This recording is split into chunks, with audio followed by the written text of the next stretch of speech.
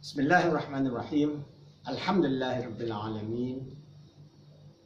This is a continuation of the last video when we talk about the pendulum of life. Remember, I gave you this example that our life is always swinging from left to right, from evil to goodness, from sadness to happiness. But what's important is we do not allow this to swing further and further away, but to go towards the center. This is we call the centering process. And in Islam, the centering process is very important. How do we Muslims center ourselves? For the atheists, they have no center. They cannot have any center because they are always living in the state of anxiety because they have no future. For example, even Bertrand Russell, the great atheistic philosopher, says, finally at death, everything will be in chaos, in the whole destruction of a universe, in total destruction. So there's nothing left. So all your glory, all your heroism, all your research, all your greatness will all be gone. So they have no hope. So how can, if they have no hope of the future, they can, even their now is always in the state of anxiety because they have nothing to hang on to. So in Islam, we have Allah to hang on to. So it's very important for us to understand that in whatever circumstances that we are living, in whatever situation that we are living, we have a future. And our future transcends this world. Our future transcends the physical realm.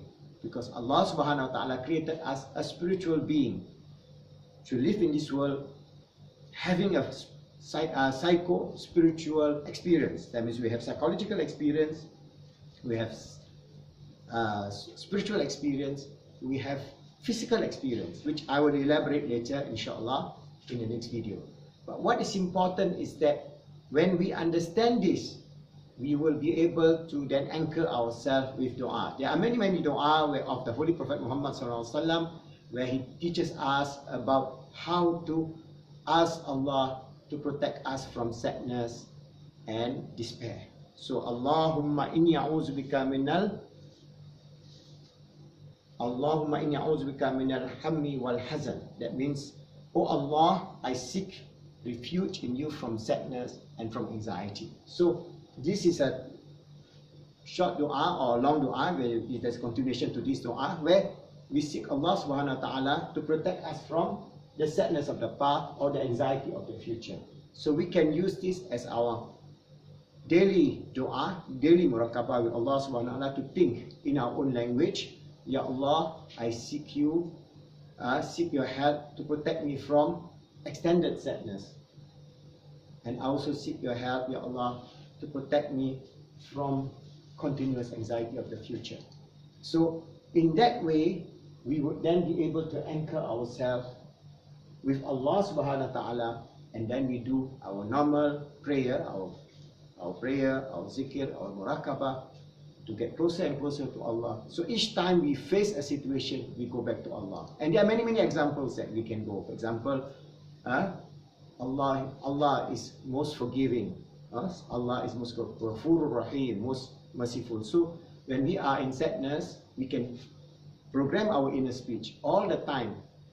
As you breathe in, Ya Allah, Ya Ghafur, Ya Rahman, Ya Rahim, merciful and compassionate. So you can breathe in, Ya Allah, Ya Ghafur, Ya Rahim, or Ya Allah, Ya Rahman, Ya Rahim, Ya Ghafur, Ya Allah, Ya Ghafur, Ya Wadud. So you can find one or two or three Asma al-Husna so that when you are in a situation where you have no hope, you always go back and have hope in the Creator of the universe.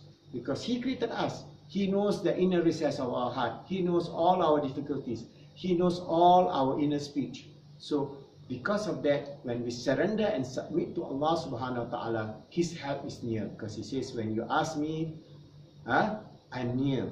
Inni Kareem, I'm near, so that I answer the prayer of those who call upon me. So use the beautiful names of Allah subhanahu wa ta'ala or the dua of our Prophet Muhammad as a template. Use in your own language.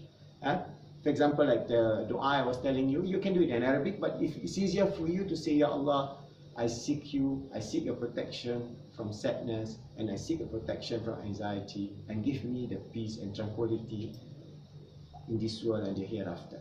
So in that way, we would have connection with Allah. And this is the basis of how we can have the love of Allah and the love of the beloved Sayyidina Muhammad sallallahu alaihi wasallam, and we anchor ourselves in this deen. And inshallah, by doing so, your swing of the past and the anxiety of the future will always be on the path of sakinah, peace, tranquility, peace, tranquility, peace, tranquility, happiness, fulfillment, success.